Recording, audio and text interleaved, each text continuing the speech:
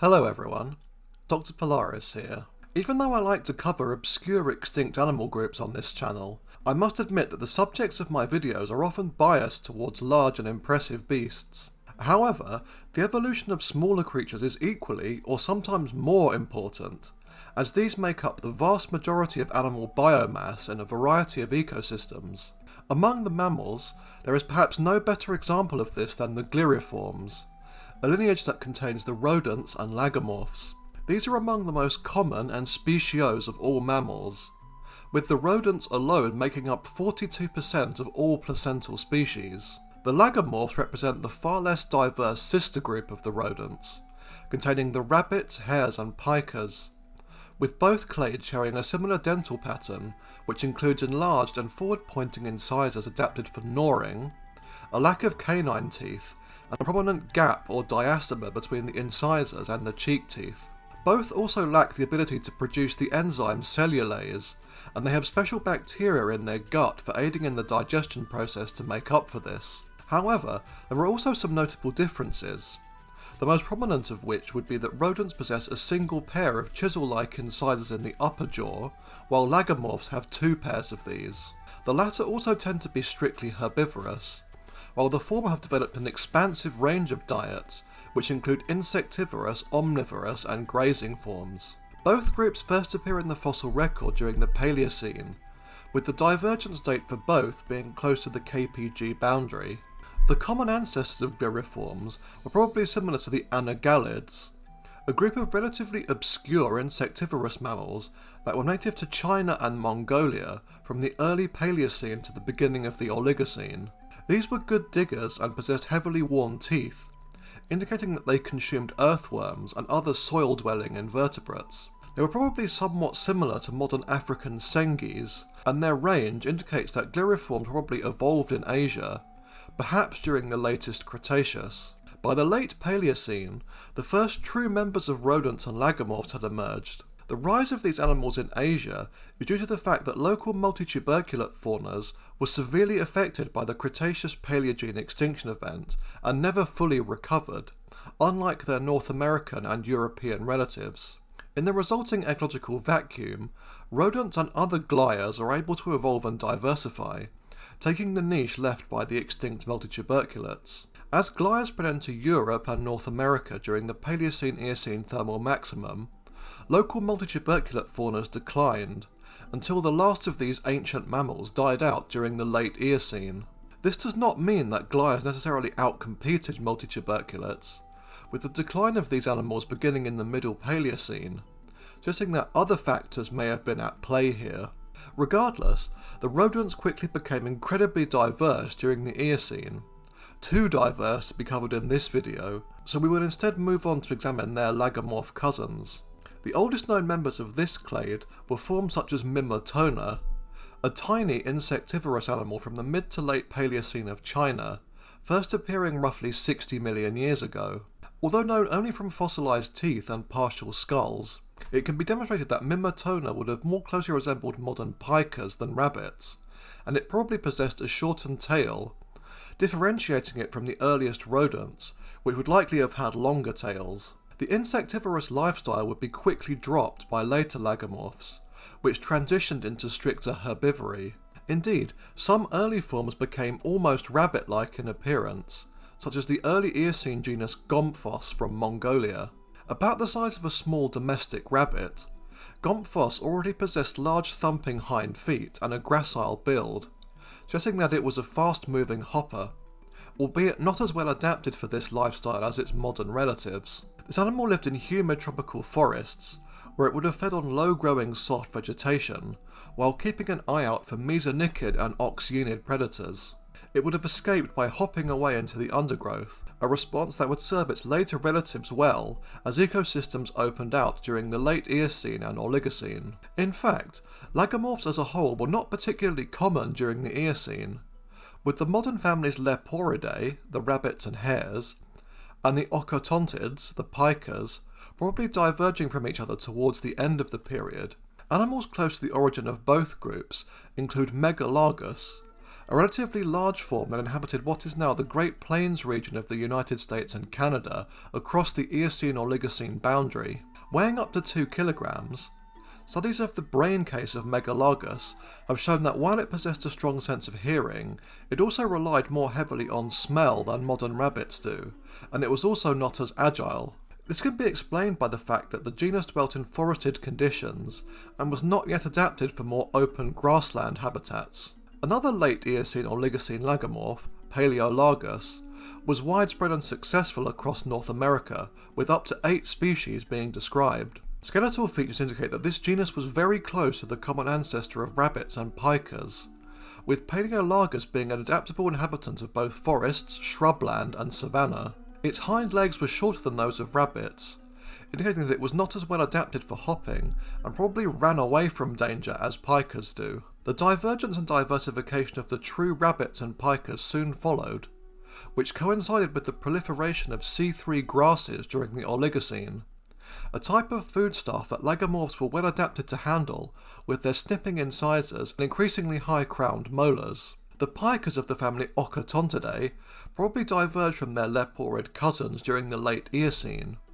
although their early fossil record is quite poor. These cute little animals are smaller and have retained a more basal appearance than rabbits, having rounded bodies, shorter legs and ears, making them resemble hamsters or tiny guinea pigs. Pikas probably evolved in East Asia, and today inhabit the colder and more arid reaches of Eurasia and North America, where they prefer to live on rocky mountainsides, where numerous crevices and scree slopes are available for shelter, although some pikas also construct crude burrows. A few burrowing species are native to open steppe land and feed on a variety of low-growing plants, such as grasses, flowers, lichen, mosses and fallen twigs. As they do not hibernate, pikas will busily collect foliage during the autumn for storage in their burrows, which allows for a constant supply of food during long, harsh winters. Eurasian pikas tend to be more social than their North American counterparts and live in family groups, which provides a degree of security from predators such as eagles, hawks and foxes. These animals are also well known for their many chirping vocalizations,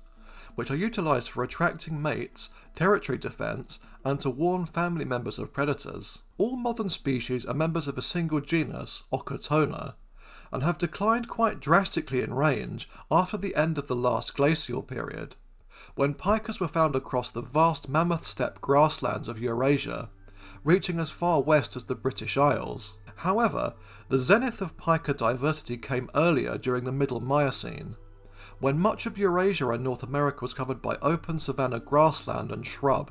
Over 20 genera are known from the Miocene fossil record, with the majority of these dying out during the Pliocene, probably as a result of the increasing diversification of leporids, as well as the expansion of C4 grasses towards the end of the Miocene. The notable European genus Prolagus managed to persist far longer than most. Originating during the early Miocene in the humid subtropical forests of Europe, the genus was incredibly common and successful, although its range was pushed southwards by the Pliocene due to cooling and drying climatic trends. By the early Pleistocene, only the Spanish Prolagus calpensis remained on the mainland, while P. sardus, the Sardinian pika, survived on the islands of Corsica and Sardinia into Roman times roughly 2,000 years ago, when it died out due to human interference and habitat loss. Living pikas are suffering a similar fate, with their ranges declining and populations retreating to ever higher altitudes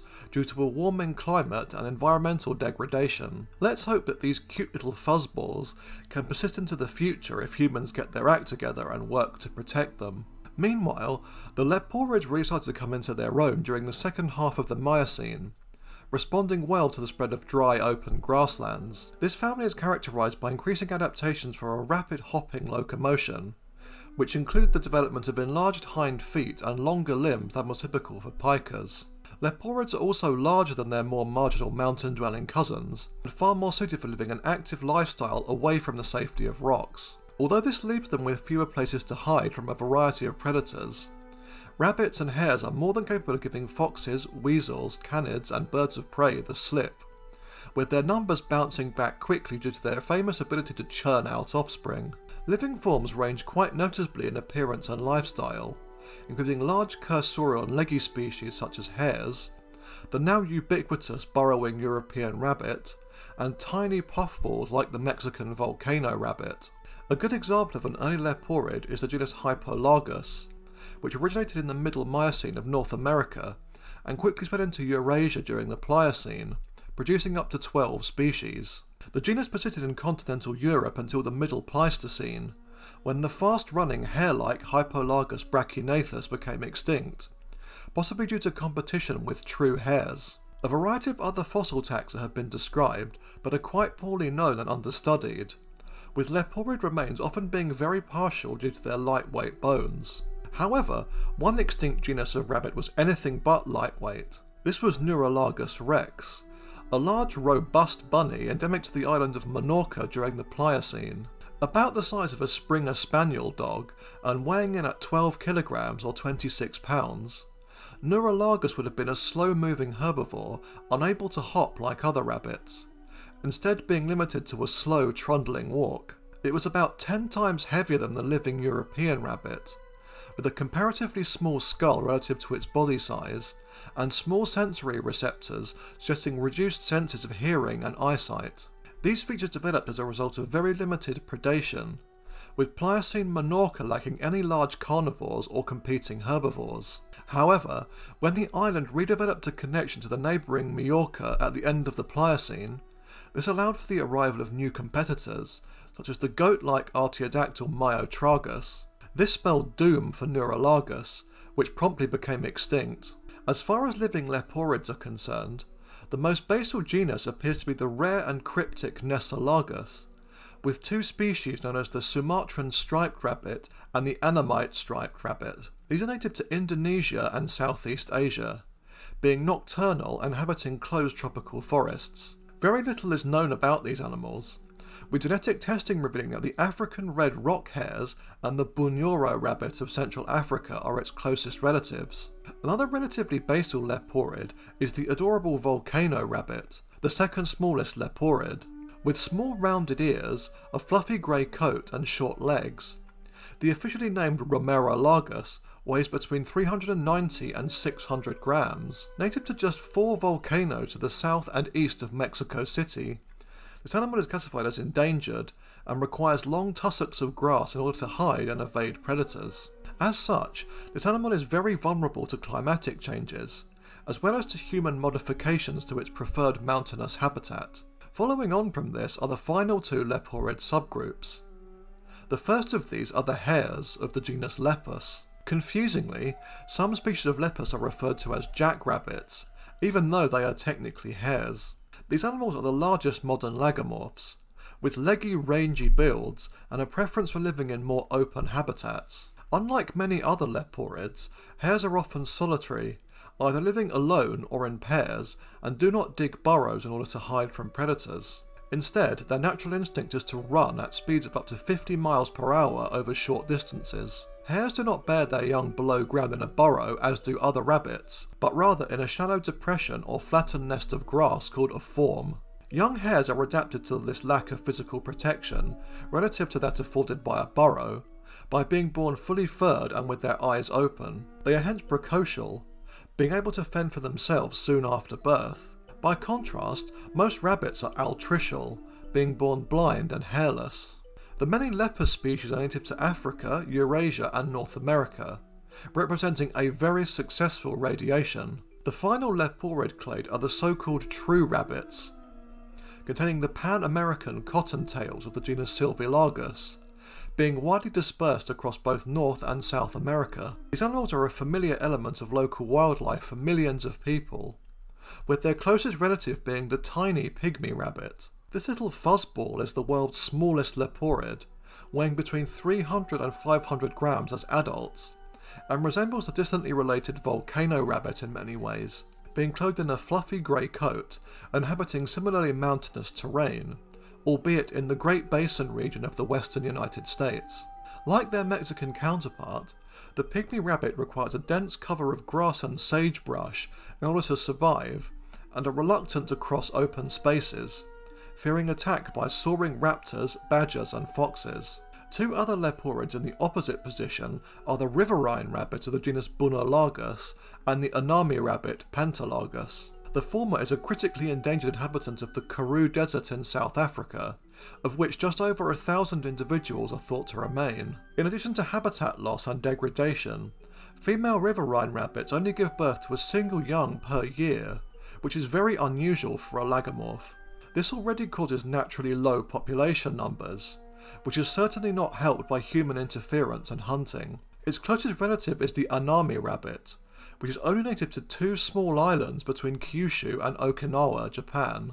These nocturnal forest dwellers show some interesting similarities to Neuralagus rex, the giant rabbit of Menorca discussed earlier, with both having bulky bodies, small eyes, and a slow-paced lifestyle when compared to other leporids. This is a result of isolation on small islands that lack large predators, with the Anami rabbit now suffering due to introduced carnivores such as feral cats and the small Indian mongoose.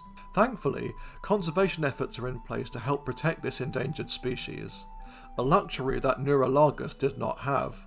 Of the last two remaining rabbit species, one, the confusingly named Hypsid hare, is also in trouble. Native to a narrow strip of land that crosses through northern India, Nepal, Bhutan and Bangladesh, Caprolaga suffers due to human development of its preferred grassland and marshy habitats, with its numbers continuing to fall since the 1980s. Its closest relative is also endangered, although its global presence would easily make you think otherwise. This is the European rabbit of the genus Oryctolagus, which is naturally present in the Iberian Peninsula, western France and the Atlas Mountains of Morocco. They were introduced to the British Isles by the Normans during the late 11th century, and have become a naturalised part of the local fauna, becoming a keystone species and cementing themselves in UK popular culture. Across this region, the species is in decline due to changing land use patterns, overhunting, and outbreaks of the disease myxomatosis. However, due to European colonisation, these social fast-breeding rabbits have been introduced to vulnerable island ecosystems, ranging from Hawaii to New Zealand and Australia, where their numbers exploded due to limited competition and the lack of predators. This has had a disastrous impact on local wildlife, with the Australian government resorting to biological warfare in order to eliminate these pests, with only limited success. If only the UK and Australia could establish some way of helping eat with each other's rabbit problem, with one country having too few of the critters and the other having far too many. In conclusion then, while nowhere near as numerous or diverse as their rodent cousins, the lagomorphs have proven highly successful animals, having a wide natural range that includes Africa, Eurasia and the Americas. Although seemingly weak and defenceless, they have found many ways to survive in a world full of predators, and have become symbols of speed, cunning and fertility among many human cultures. I hadn't realised just how many species were seriously endangered, and I hope that conservation can save these important ecosystem engineers from extinction. Thanks for watching everyone. The next video will be one I have wanted to make for a long time, and will be covering the wastebasket nightmare known as the condylarths. See you again soon. Cheerio.